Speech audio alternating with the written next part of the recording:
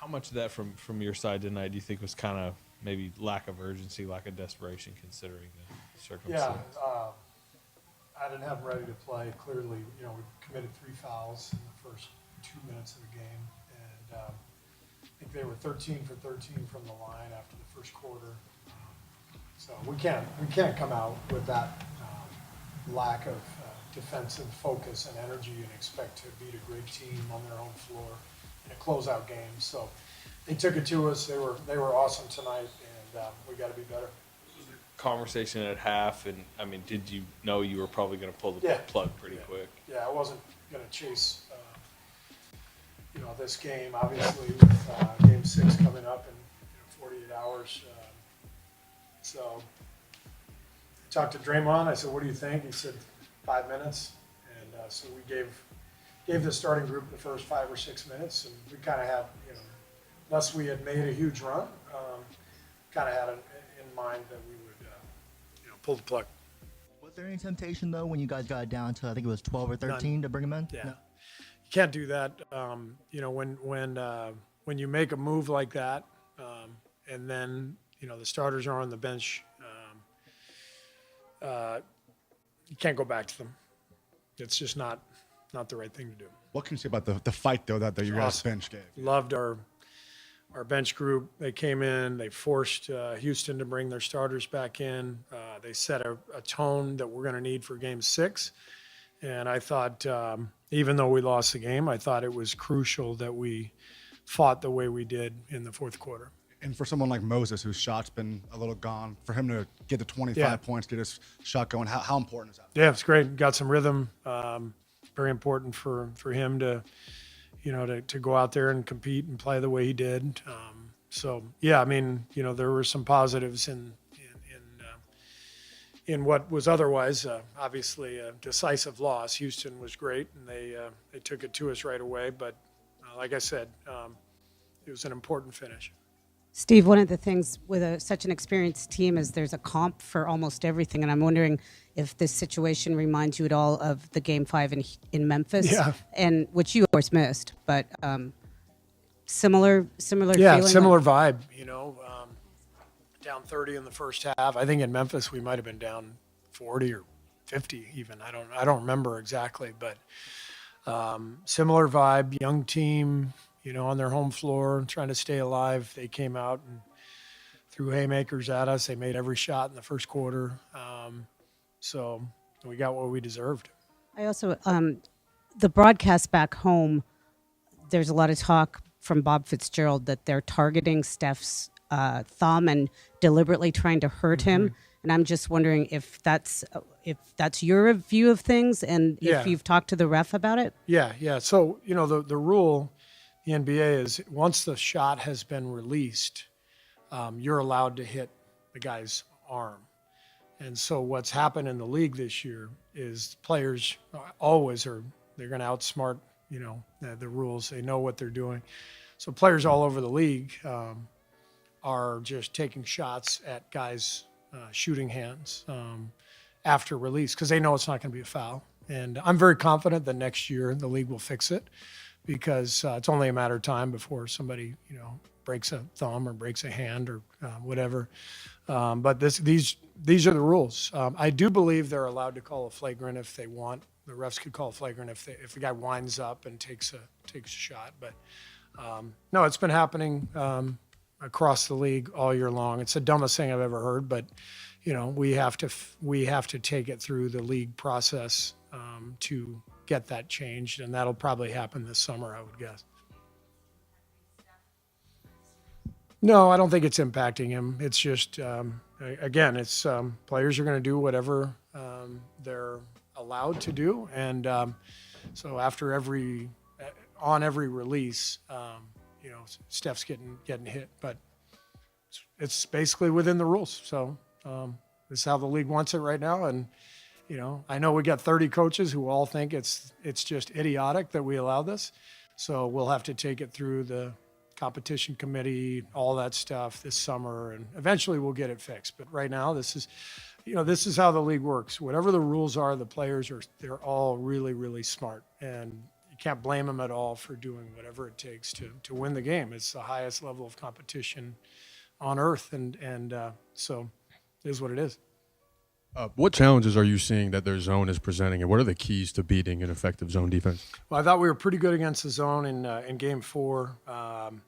You can't get stagnant. You have to push the ball. You have to play with pace and movement and get to spots. And we definitely had some poor possessions against that zone tonight.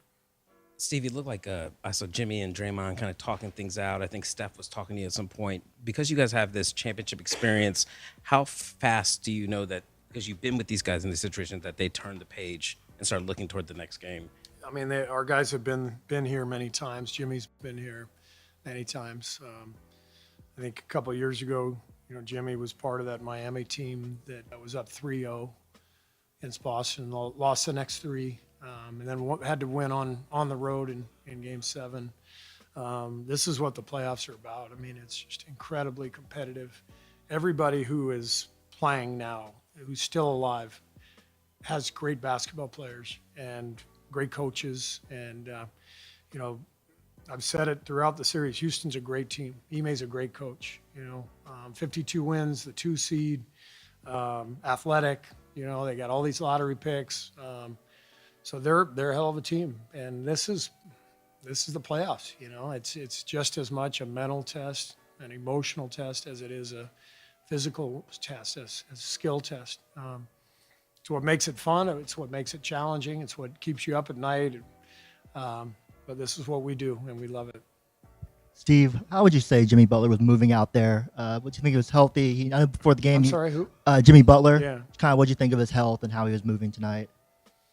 It's tough to gauge based on, the way the game went. A game got out of hand early, and I think. It wasn't his best night, but I think he was moving fine. I'm not concerned about him for Friday. Just to follow up on their zone defense, did they do anything differently tonight, or was it more just your execution? No. Same zone that basically they played the other night. And we were out of sorts from the beginning, especially defensively, and I think that carried over to our offense. It's hard to play offense when you're taking the ball out of the net every single play. At one point, I think at halftime, their effective field goal percentage was 95%. I've never seen that in my life. So you're not winning that game.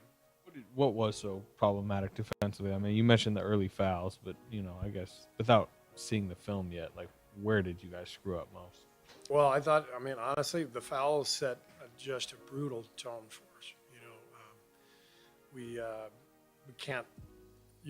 You can't set a tone defensively by fouling. You have to set a tone by putting pressure on the ball and being in the right spots to help and building your shell, rebounding, forcing the shots that you're willing to give up. We didn't do any of that. It's a little bit more information. This was pretty ugly for the Warriors, but this game gave you deja vu. Why is that? Warriors fans have seen this movie play out before. When they won the championship in 2022 in the second round, they were up 3-1 against a young, up-and-coming, hard-charging Memphis Grizzlies team. They went into Memphis in Game 5 and got absolutely smoked. They were down 55 at one point in the third quarter. But the Warriors were not fazed. They were not rattled. They went back home to Chase Center, took care of business, and closed out the Grizzlies. And Steve Kerr said, yes, this does feel reminiscent of that year. Another young, hard, up-and-coming, charging team like the Houston Rockets. And he knows that this team has championship pedigree with himself, Steph Curry, and Draymond Green. Yeah, there was a point in this game where Steve Kerr put in the bench, and they were able to mount a little bit of a comeback, cutting it down to basically almost single digits. Did Kerr have any thoughts about bringing the starters back in? Because we saw Steph Curry ask for his ankle bracelets back.